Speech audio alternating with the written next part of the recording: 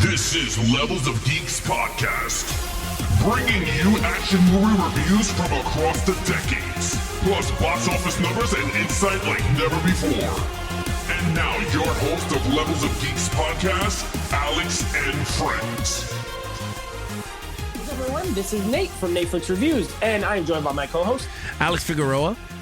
and we are here at episode number 24 of our action movie, Levels of Geek action movie podcast.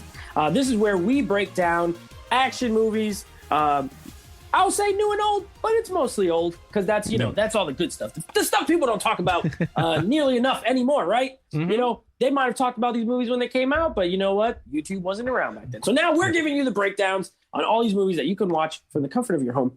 This week is going to be a fun one, I think. This episode, Kill Bill Volume 1 from 2003. Alex's first time watching. Yep. My, I don't know, 8th, 7th, I don't know. I've seen it a bunch of times, but rewatched it. Very excited to go through it with you. First, of course, got to let you guys know, if you're watching on YouTube, please go ahead and make sure you like the video, subscribe to the channel, comment down below what you think of Kill Bill Volume 1. Let us know your scores. Let us know if you disagree or agree with us. Give us all that good feedback. We like it. And of course, if you're listening on Apple Podcast or Stitcher, don't forget to make sure you're subscribed so that you get the new downloads every time they drop. And leave us a review. Leave us a star rating. Let us know if you're liking what we're doing. Okay, we're going to talk about Kill Bill here. So, of course, we always start with box office and Rotten Tomatoes score. So, Alex, please, I'm going to guess that this probably did pretty well. I remember it's popular. I know that. But Quentin Tarantino movies are funny. They're not usually like huge blockbusters. Everyone waits till they come out on video and then they buy them. So I'm interested to see how this did. It's funny that you said that because I'm going to ask you. Let me just say the numbers and then we'll go right into it. All right, here we go. Kill Bill Volume 1, 2003. Box office numbers. Domestic was $70,099,045. Okay. International was $110,800,220. Mm-hmm. Worldwide of $180 million, $899,265 on a budget of $30 million. It's a successful movie. Big time. But the question that I have for you is, this is a very low movie because for everyone that I talk to about this movie, everyone's like Google Gaga over this thing. Like, you have not seen it. Oh my God. Geez Louise. I know David from Flickstalk, our other co-host for Wednesdays. He's a huge Kill Bill fan and Quentin Tarantino fan. So I'm very shocked that this number is very low for this movie. I'm not surprised. See, I didn't even know. I didn't look, when we look up these stuff, you look up this and I just look up Rotten Tomatoes score. I don't even check. So I'm not surprised to find that out. And that's why I prefaced it with that, because Tarantino movies, while very popular within the film fan community, not always huge mass appeal movies in general. I wouldn't say he's a niche filmmaker. He's not, but he's not Christopher Nolan. He's not making movies. All his movies are R-rated, hard R's always. So that cuts into it. He is way more popular within like the film fan community more than general audiences. But this one is his most kind of accessible movie, if there's a such term. Like, it's the one that's just the most, I won't say basic, but it's less dense than some of his other stuff. It has less dialogue. All his movies are very talking heavy. This one's not as compared to some of the other ones. So I'm not surprised by it, but I think that might be why a lot of people recommend it to you, because it is more action oriented than any of his other movies. Right. So that could be why. Yeah, I was just very shocked because when you hear it, it did very well. It made quadruple the amount. Times. Yeah, six times the amount. So it's a very good start for this franchise. We're not covering Volume 2, just to let everyone know. This is we're doing our female-led month, and everyone you guys voted for this. Yeah, so that's why we're doing it. You guys voted for Kill Bill, and overwhelmingly, Kill Bill was the most vote when I did that poll.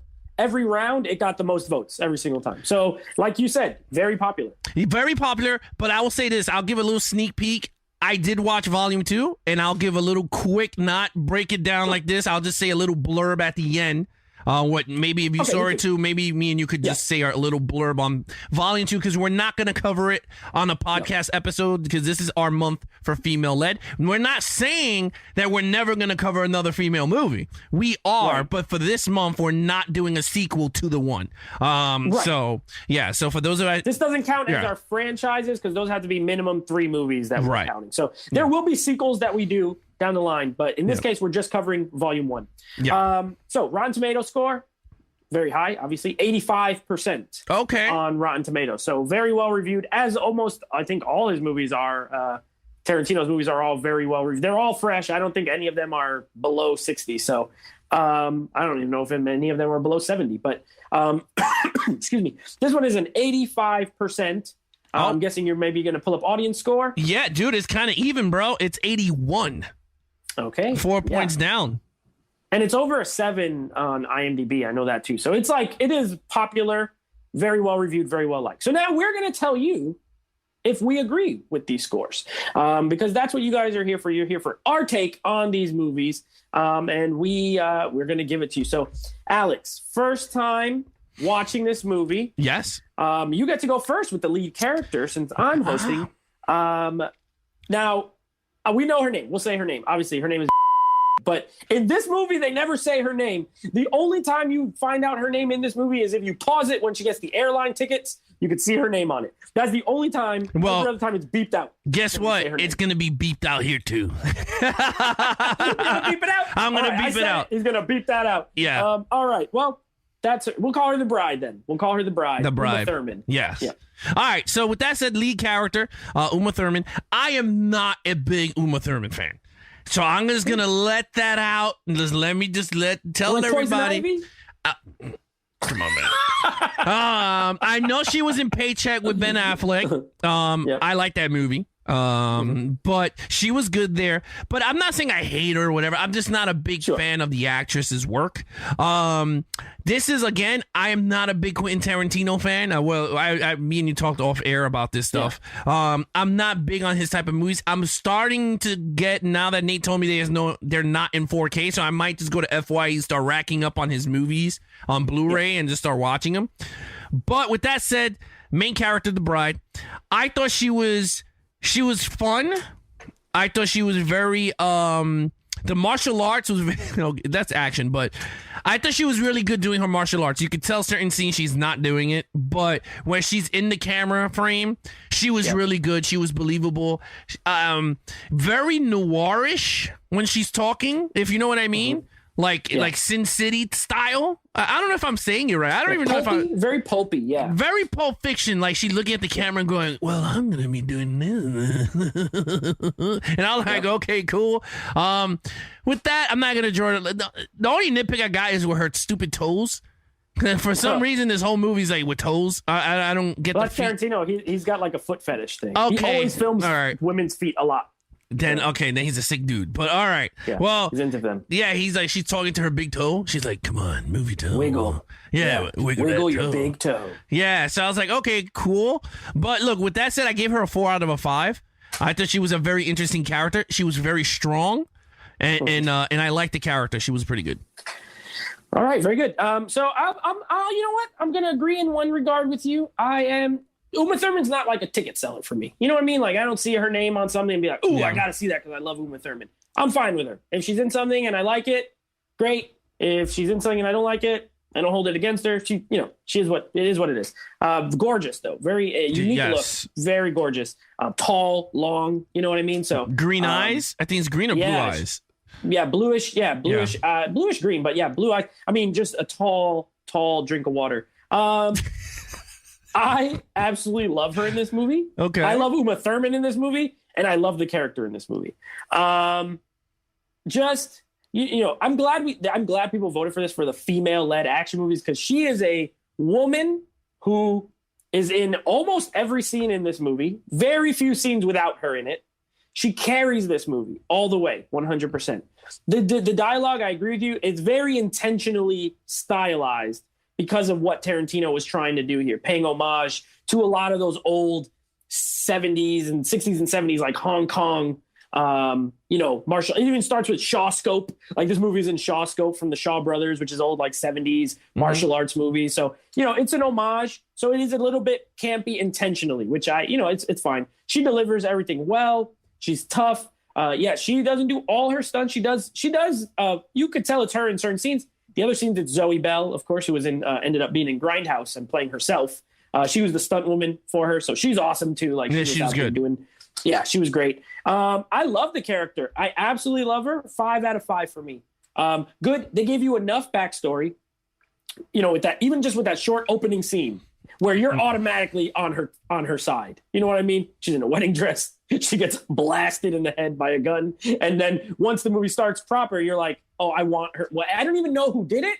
I don't know what happened, but I want her to get them. You know what I mean? Obviously, the title says it was Bill, but, I want to see what happens. So they get you invested right away, and then she's great. So, 5 for me. All right. Main villain.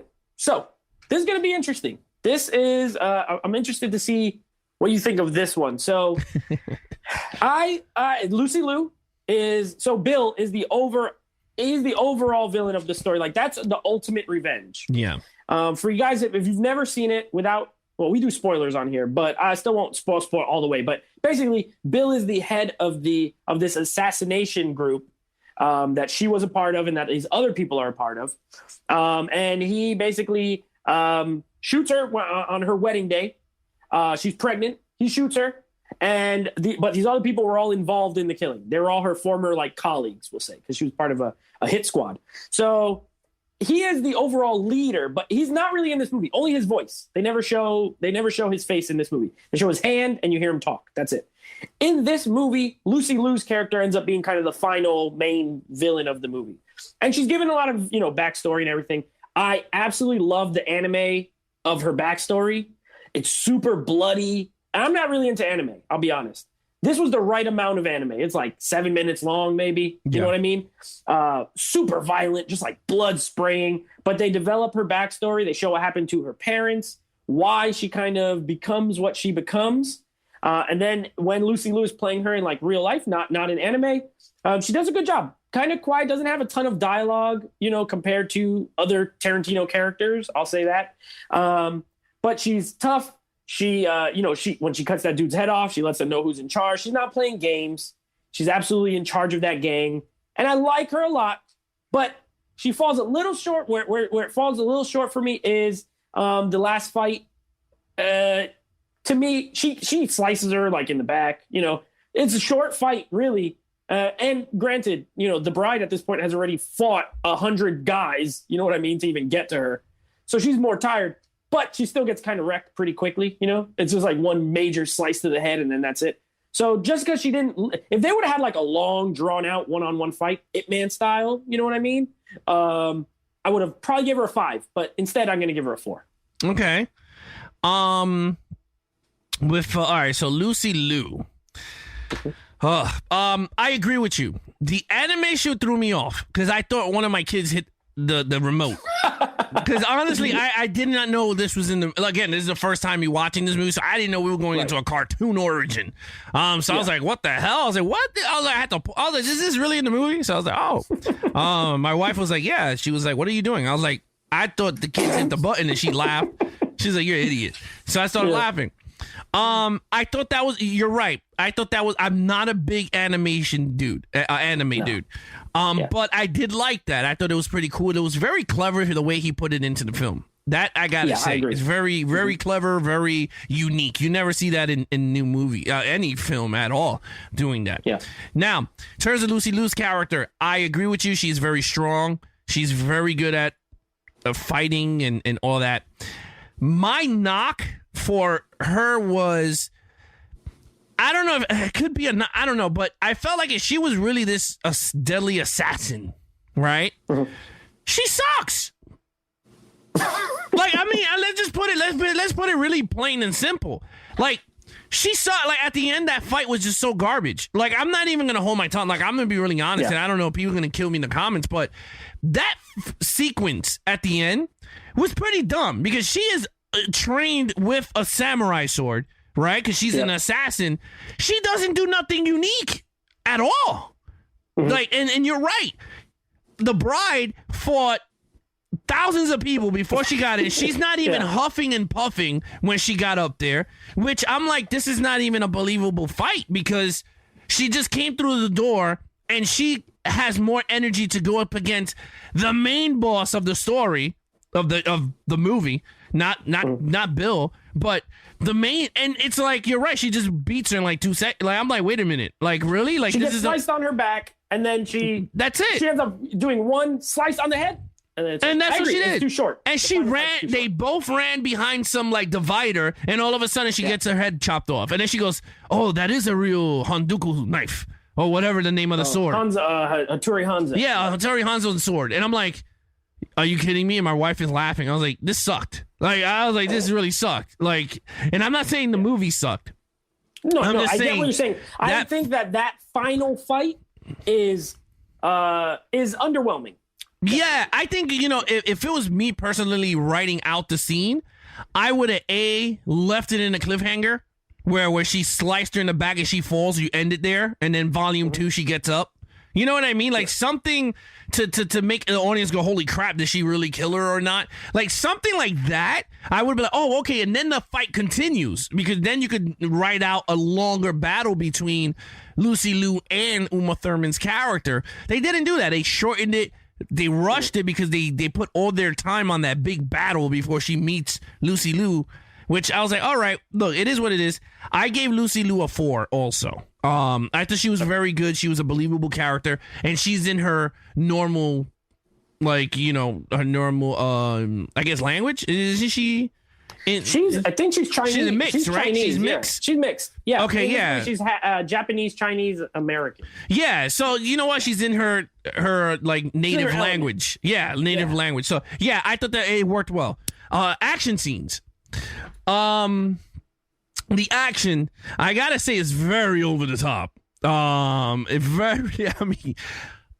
the top action. It starts off with action, which you want in a martial arts movie. I didn't know this is going to be a straight martial arts movie. Again, I'm watching this for the first time, so I didn't know this is straight kung fu fighting. I had to stop and breathe because I was like, oh my god, I went from Ip Man 2 to like this movie. So I was like, whoa. Yeah. I like the fight between Vivica Fox and Uma Thurman. I thought that was a really good fight. She lasted longer than Lucy Liu. Yeah, she did. And I'm like, she's not even trained in it. But I was like, whatever. I thought it was pretty cool. I like the fight that Uma Thurman has with the 60 dudes. I mean, it was a little stretched. Crazy 88s. Yeah, it was a little stretched out because they all had samurai swords. I was like, she would have got clipped somewhere. I mean, there's no way she could have defended all those dudes. There's no way. But she's on a mission. She's on a mission from God. That's right. Like the Bruce Brothers.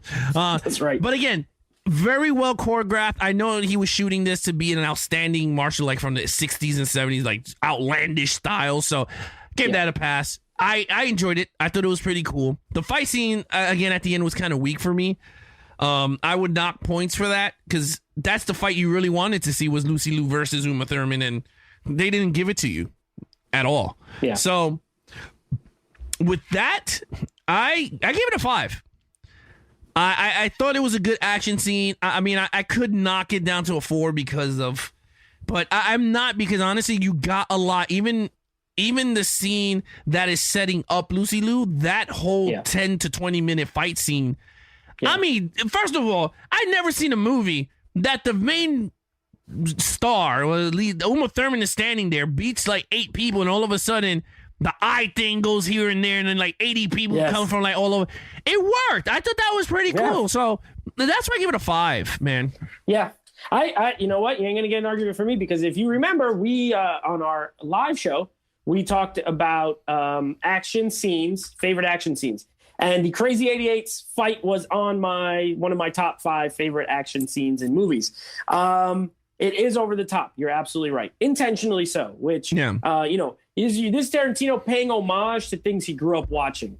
And so when you get these kind of gritty 70s, 60s, 70s, and like grindhouse style movies and like those kung fu movies, the Shaw Brothers movies. I remember my uncle, I don't remember what movie it was. My uncle in New York showed me a movie one time, old 70s kung fu movie, and the dude like cut someone's head. It's just like this, where the blood is spraying. Like that's how it was. It was super authentic to what he was paying homage to. With that being said, he's such a good director that it's so extremely well shot that you could see everything that's happening at all times. There's no like, shaky camera here. Everything is shot beautifully. That scene has so many different elements where she's fighting all those guys. Then she rips out the dude's eyeball and it turns to black and white. And that was because of the MPAA. They said the scene was too bloody. There's too much red blood. So he did a whole segment in black and white so that he could leave it all in without having to do any edits, which was genius because he's like, oh, I still got my movie. I'll do black and white. And then it adds like an artistic flair to the whole thing. You know what I mean? Then they go into the room and it's all blue. And then he shoots it in a wide shot. So it's just like blue and they're in shadows. I think it looks amazing. For that 5 alone, I would have gave the movie a 5. But I agree. I love the Vivica A. Fox fight. It's brutal. It's short, but it's brutal. They're like really just smashing the crap out of each other in that house. And then the final fight is underwhelming. The anime does have some good violence in it, some good killing and blood and shooting and stuff. So I give it a 5 out of 5 too. I think the action, while there's a good amount, I'm not saying there's not a lot. There's a good amount, but it's so well done that stylistically that, yeah, I love it. I absolutely love it. So 5 out of 5. All right, let's move on to story. So again, I love the story of this movie. I mean, this is a classic revenge film wrapped up in a homage to martial arts and samurai movies and ninja movies and stuff like that. You know what I mean? Classic revenge. I'm a big fan. You know, I love a good pissed off character. Uma Thurman's highly pissed off. Okay. She was wronged. She was shot in the head while pregnant. She was in a coma for 4 years. Okay, while she was in a coma, this scumbag doctor was letting people have sex with her while she was in a coma. That was right? funny, yeah. Yeah, the scene was kind of funny. I mean, it's gross, but it was kind of funny. So she's been mistreated. She's been attempted to be killed. She lost her child. Okay, not lost, but she don't have it. She don't have her child. Like, you just want nothing more than for her to get her revenge. So I absolutely love the storyline. It's simple. It's told out of order, out of sequence, which is classic Tarantino. He does this in pretty much all his movies. You have the chapters, they're kind of out of order. One scene I love, and then I'll let you go. One scene I love, though, when Sonny Chiba, when she goes to Japan and she meets Sonny Chiba, and he's the sushi guy that turns out to be Hattori Hanzo.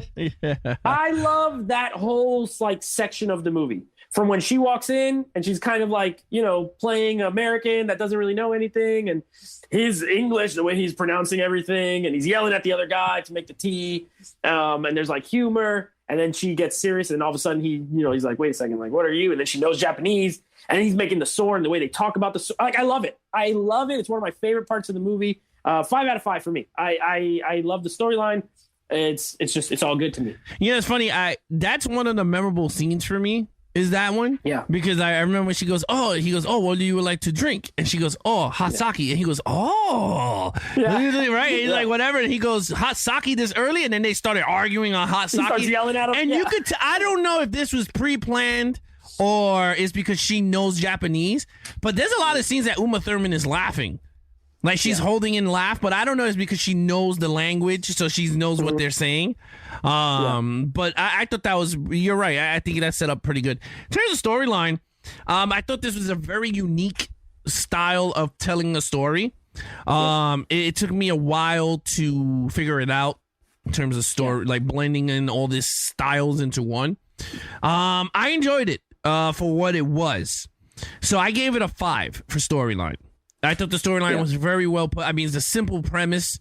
Lady gets killed in her wedding, and she's coming out for revenge. That's the most simplest. I mean, it's John Wick all over. They killed a dog, and he went crazy. Like, ain't nothing wrong with that premise. If it's simple, then there you go. You don't need to make it overcomplicated. Yeah. Revenge always works. And they started with that quote. Remember, revenge is a dish best served cold. But then the quote is quoted to, it's like something funny. It wasn't like some, high person up, you know what I mean? And Sonny Chiba, of course, showing up, that guy, he was in a lot of those 70s martial arts movies. I think he was in the Street Fighter, not the video game, the whatever, Legend of the Street Fighter or Return of the Street Fighter, whatever. Sonny Chiba's in those. So Tarantino likes to get his childhood heroes in his movies. Okay. So I thought it was pretty cool to see him in this movie. Yeah, so look, I gave a storyline a 5.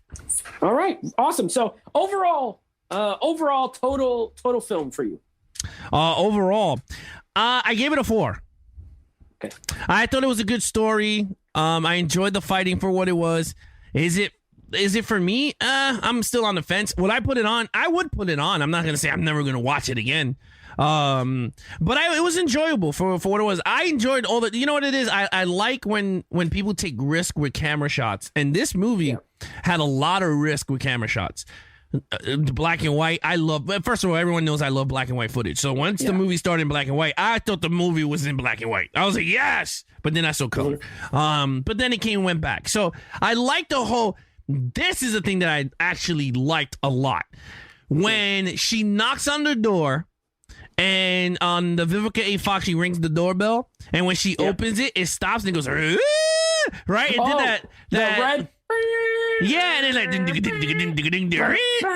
yeah. I love that. I don't know why. I thought it was awesome, and they did it again.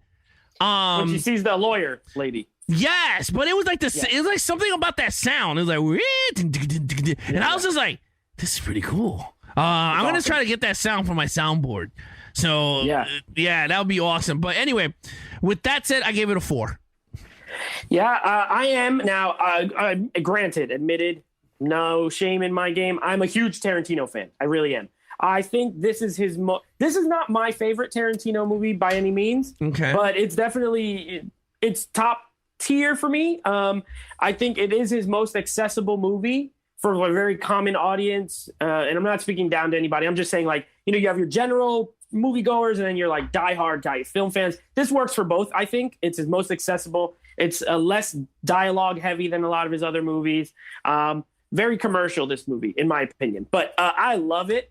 I love that. I love that scene. I love everything he does with the camera, with the colors. It turns all red. Even when the cop shows up and looks at her and it's all green, and then he takes off his sunglasses and then it turns to color. You know what I mean? He does a lot of stuff with colors and sound and music. I love the music in this. Even when she's on the plane, it's like, it's that weird like music, and it's like a little toy airplane that's flying over Japan. And oh man, I love everything he did. So it's a 5 out of 5 for me.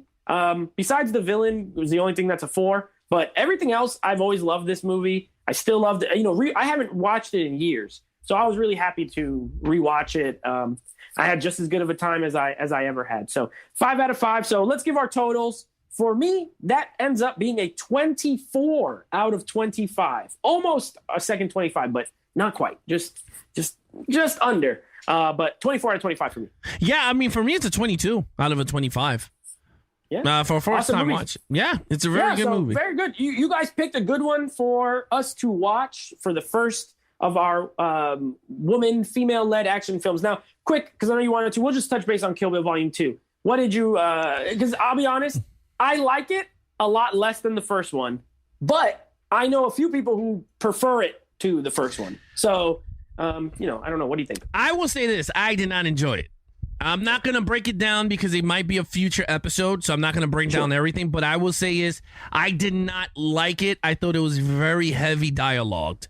Less action than the first one. I enjoyed I like this. How can I say this? I like the style of camera work that he did in 1. And I was like, I thought that was going to translate in 2, and it wasn't. Like certain things he took away, and I was like, this is why I liked 1. Like, why would you take that away? And then again, I'm not in Quentin Tarantino's mind, so I don't know why he did what he did.